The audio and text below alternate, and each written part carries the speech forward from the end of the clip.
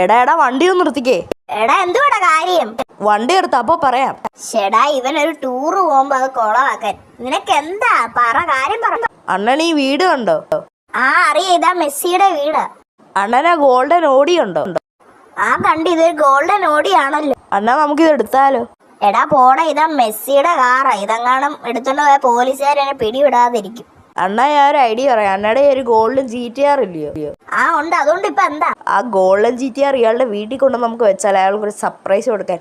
എടാ അത് വേണം, പക്ഷെ ഒരു മെസ്സി ഫാനാ, കുഴപ്പമില്ല. അണ്ണാ GTR എടുത്തോ?